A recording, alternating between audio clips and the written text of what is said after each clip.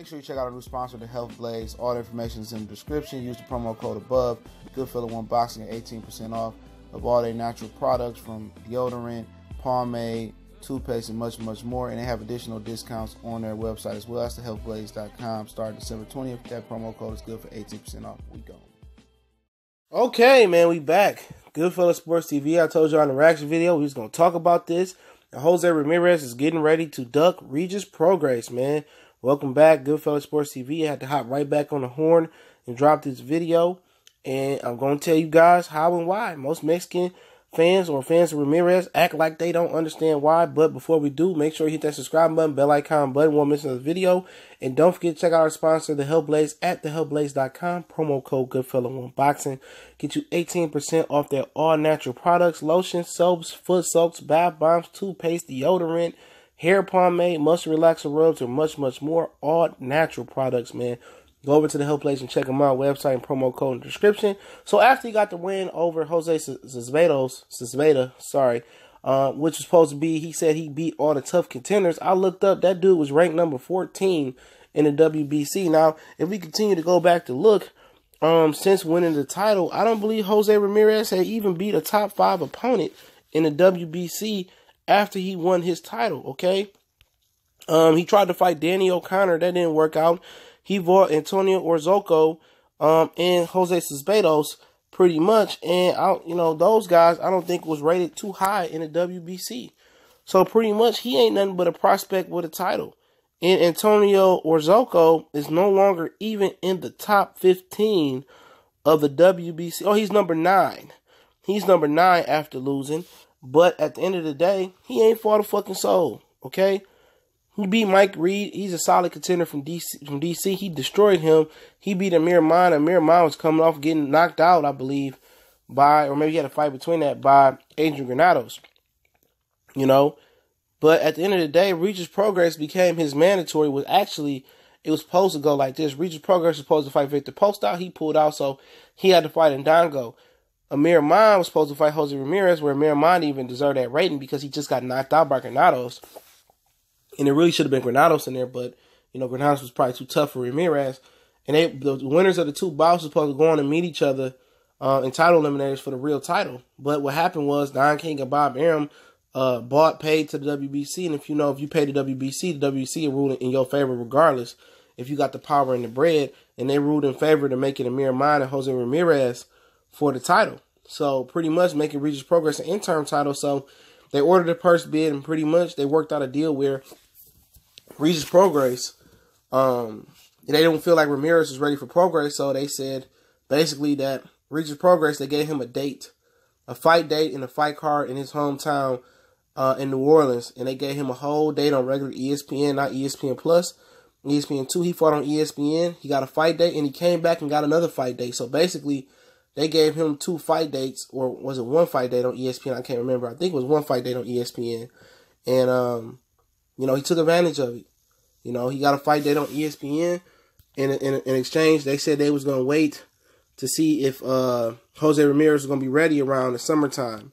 But today, as you know, Jose Ramirez said that if he couldn't unify with all the champions, he was moving up to 47.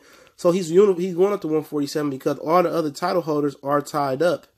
Okay? And that's a fact. All the other title holders are tied up with other networks. Only one that he possibly could fight is Ivan Barashnik, who won the IBF. He just put out the World Series, Super Series tournament, whatever. He's looking for a network. Other than that, Maurice Hooker with the Zone, and Relic is in the World Box Super Series tournament right now. So he can't unify. He won't unify with none of those guys. He's moving up to 147 to get ready for Terrence Crawford, probably early 2020, late 2019. So Bob Arum's going to make a way for Terrence Crawford. You know what I'm saying? But Ramirez is going to get the dog shit beat out of him by Terrence Crawford, let alone Regis Prograis. So Regis Prograis is rumored to pull out of the tournament, okay, because it's falling apart with Barashnik taking his IBF title out. So he's rumored to pull out the tournament. So, he could fight Jose Ramirez next.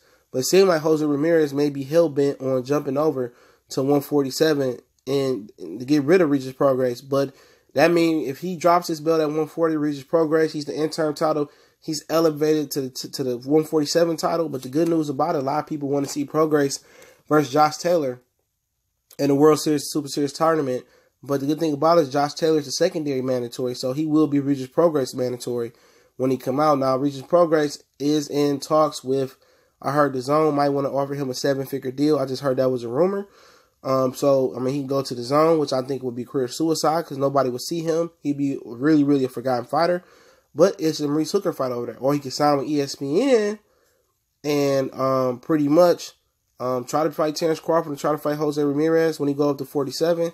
So I don't know what's going on. I know Barashnik, his stablemate, his promoter, same promoter, Lou DiBella, I don't know where he gonna go. So it'll be interesting to see if they want to put them two dogs in the ring with each other and unify the WBC if Ramirez drops it. But it just shows you Jose Ramirez, you know, it is what it is, man. You know, it's going to be acceptable ducking because, you know, Mexicans act like they don't see what's going on, or Mexican fans or Jose Ramirez fans act like Regis Prograis ducked them, and Ramirez said, I'm ready for anybody, everybody. At the end of the day, Ramirez is a C-plus fighter. He a prospect with a belt. He not ready for all comers. I think Regis Prograis will dominate him, beat his ass, and possibly stop him. But Ramirez do got some great stamina, and he can punch a little bit. But right now, for him to jump to 47 is one of the most dumbest moves in a lifetime. It don't really matter. He don't get his ass whooped by Terrence Crawford. He don't get his ass whooped by Regis Prograis. It really don't matter. You know what I'm saying? He got a better chance of beating Prograis than he do Crawford. But hey, either way, he getting the shit beat out of him. Either way he go. So his career shelf life gonna get cut short before. But you know, it is what it is, man. You know, Prograis gonna be handed the title. He not gonna get the satisfaction of blood, sweat, and tears and fighting in the ring for a title. He get handed the title. And we'll see if he chooses to stay at 40. Do we choose to attack for 147? We'll see if PBC make an offer for him. If the Zone, if it's true they make an offer for him. If ESPN make an offer for him. Because what they could do is just go ahead and do Prograis versus Ramirez at 140 and see what happens. But it seems like they already prepping Terrence Crawford next opponent, Jose Ramirez. And that's a nasty mismatch. Amir Khan got a better chance of beating Terrence Crawford. Amir Khan will beat Jose Ramirez right now. But for Ramirez to be moving up to 47 to fight Terrence Crawford, he gonna get his ass whooped. And that's not even close. You know, that's a C-plus fighter versus a B-plus fighter and potentially an A-plus fighter in Terrence Bud Crawford. But he ain't really fought no other elite competition for him to get an A-plus or an A. He got to beat Errol Spence. He got to beat a Keith Thurman to get a letter A grade. And that goes for everybody else in that division as well, too. They got to beat their rivals. But like I said before, another great duck move by Top Rank. They used their money. Regis Prograis should have just stood on his morals, but it's probably too much money to pass up. He probably would have never got an opportunity to fight in New Orleans again, even though he did in the World Boxing Super Series tournament. But he probably never thought that opportunity would come. They probably gave him a 7-figure payday to fight at the crib. He was able to put some New Orleans fighters on. So, you know, he did the right thing because, I mean, not every day you get to fight at the crib. You know, but Jose Ramirez, yeah, he didn't want that smoke with Regis Prograis. Excuse me. And I wanted everybody to know that, man. You know, he ducked out of that, man. And, you know, it is what it is, man. It is what it is, man. And he going to make it seem like he didn't. You know, he had an opportunity to say, what's going on with Prograis? And people said, well, Prograis in the tournament. Yeah, but they had no intentions on waiting for Prograis to lead that tournament and fighting him or Josh Taylor out of that tournament.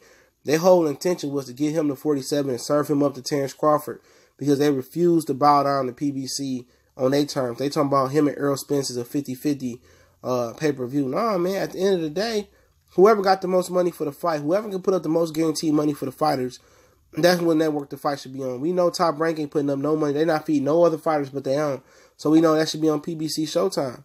And at the end of the day, Showtime ain't got to, they don't need Terrence Crawford. Nowhere in the history of the WBC, I mean, in the welterweight division, has the WBC, WBA, WBO, and the IBF title all been held by one champion.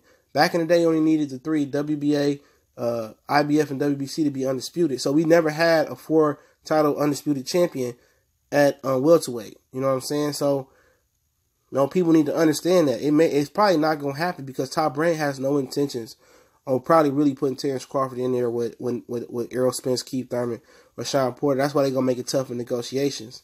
So I can see them guys actually moving up in weight, you know, Terrence Crawford trying to scavenger and get some belts behind them. But, you know, they just gearing up to give Terrence Crawford another opponent.